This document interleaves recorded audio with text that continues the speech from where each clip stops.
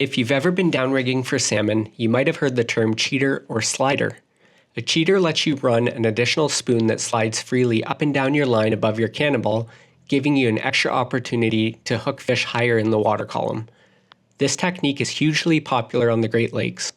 Let's dive into the setup I use and the easiest way to get a cheater running.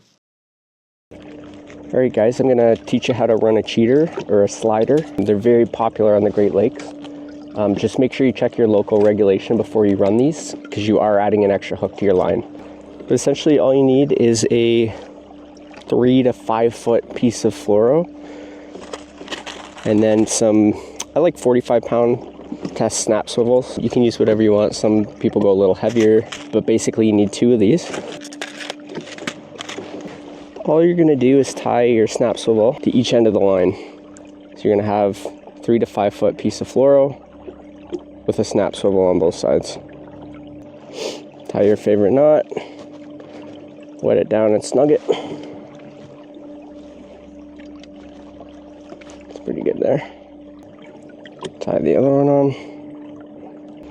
So when you're done, you've basically got this piece of fluoro, snap swivel, and another snap swivel.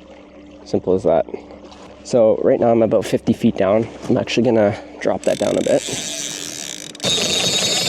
Like that. Just set this back up for a minute. What you're gonna do is pick a higher water column lure. Your slider basically runs halfway between wherever you're running your downrigger.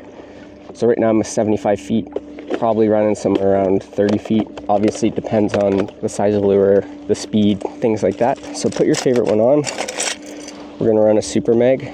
I like the TNT Mango Dreamsicle. You're a little bit higher in the water column, so I find oranges, reds, things like that typically work really well. So let's go ahead and put our lure on here. There we go. So we've got our spoon on. And we're just going to open this other clasp up on the other end. Put that to the side. And we're going to loosen our drag there. We're going to grab our line, grab your main line, just like this. You're going to put your snap swivel over it and close it down. So you can see it basically just slides up and down your main line. So when we toss the spoon in, it's going to settle again somewhere halfway between wherever your downrigger is and the surface of the water.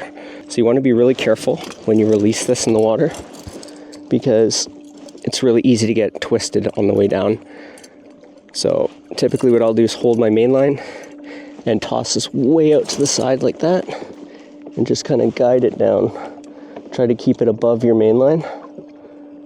Hold her there for a second. Just really carefully release. And there we go, that's it. And we'll just tighten our line down here. And we're fishing. So you can see obviously there's a slight bend in the line down to the cannonball. And that cheater is just gonna kind of settle somewhere in there.